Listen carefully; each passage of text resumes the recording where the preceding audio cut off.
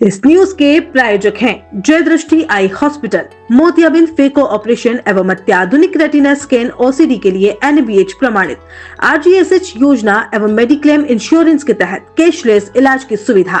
जय दृष्टि eye hospital, Sardarpura, Udaipur जिले के आदिवासी क्षेत्र कोटड़ा में 16 जून को राज्य सरकार द्वारा धरती आबा जन भागीदारी अभियान कार्यक्रम का शुभारंभ जनजातीय मंत्री के द्वारा किया गया। वहीं दूसरी ओर CMHO अतिरिक्त प्रभार डॉक्टर अशोक आदित्य और उनकी टीम पर निजी अस्पताल संचालकों को डरा धमकाकर अवैध वसूली के गंभीर आरोप लगे। शिकायतकर्ता के अनुसार उसी दिन CMHO टीम ने उनके पंजीकृत संजीवनी हॉस्पिटल का निरीक्षण कर खामियां निकालते हुए पंजीयन निरस्त करने की धमकी दी और कुछ घंटे बाद CMHO कार्यालय से नोटिस जारी किया गया। शिकायतकर्ता ने आरोप लगाया है कि ट्रैप प्रकरण में गिरफ्तार आशीष डामोर मात्र एक मोहरा है, जबकि असली रिश्वतखोर CMHO डॉक्टर अशोक आदित्य है, क्योंकि निजी अस्पतालों का पंजीयन निरस्त करने का अधिकार CMHO के पास ही है। शिकायतकर्ता ने मामले की निष्पक्ष जांच की मांग करते हुए कहा कि 16 जून से 4 जुलाई तक CMHO डॉक्टर आदित्य, आरोपी आशीष डामोर और अन्य संबंधित अधिकारियों के कॉल डिटेल, व्हाट्सएप चैट और डिजिटल वॉइस रिकॉर्डिंग की जांच की जाए। साथ ही उन्होंने मांग की है कि CMHO डॉक्टर आदित्य को उदयपुर से हटाकर मुख्यालय निदेशालय जयपुर स्थानांतरित किया जाए ताकि प्रभाव रहित अनुसंधान संभव हो सके। शिकायतकर्ता ने इस संबंध में मुख्यमंत्री, चिकित्सा मंत्री और पुलिस महानिदेशक को जिला कलेक्टर और पुलिस अधीक्षक के माध्यम से ज्ञापन सौंपा है। उनका कहना है कि ट्रैप में गिरफ्तार आशीष डामोर से रिमांड पर पूछताछ की जाए तो मुख्य आरोपी सामने आ जाएगा और दूध का दूध, पानी का पानी साफ हो जाएगा।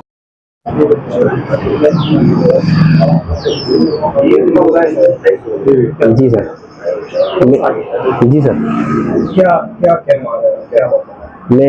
मेरी मांग है कि जो अपने जो अतिरिक्त प्रभार जो CHO अशोक आदित्य जी हैं, उनका मुख्यालय चेंज करके जयपुर या अन्य उदयपुर से हटा के और लगाया जाए।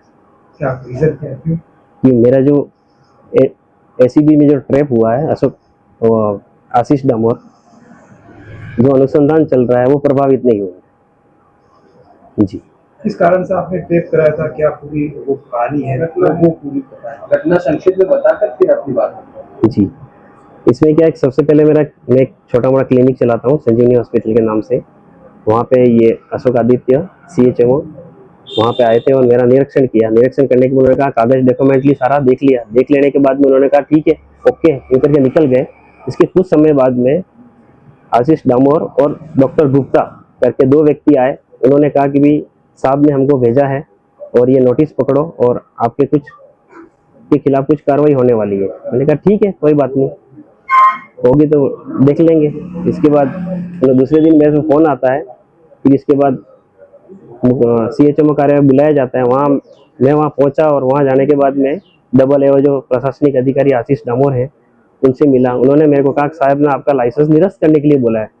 तो मैंने कहा लाइसेंस क्यों निरस्त कर रहे हो? सब अप्रूवल है, सारी चीज़ें ओके है, इसके बाद क्यों निरस्त कर रहे हो? उन्होंने कहा ये लाइसेंस निरस्त नहीं करना है तो आपको साहब ने कहा है वो रकम आपको देनी पड़ेगी। मैंने कहा कितनी रकम है?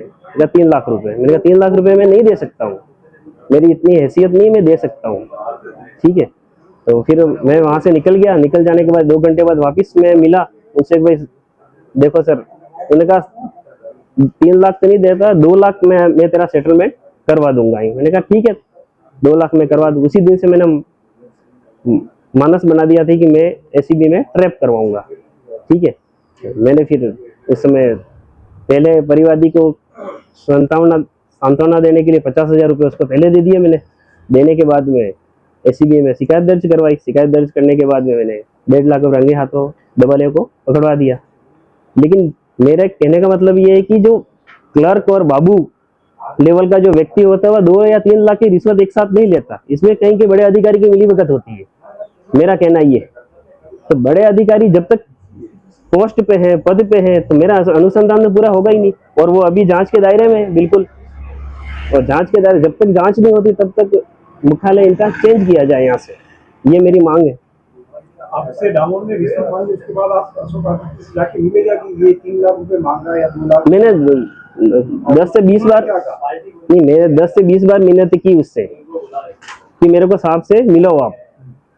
और मैं उनके द्वार तक भी चला गया कि मेरे को 10 मिनट साहब से मेरी डील हो जावे तो मेरा हो जावे। लेकिन उसने कहा नहीं, जो भी डील करता हूँ मैं ही करता हूँ, साहब का सारा काम मैं ही करता हूँ, आपको मिलने की कहाँ जरूरत है? और इतने बड़े अधिकारी किसी से मिलते हैं क्या?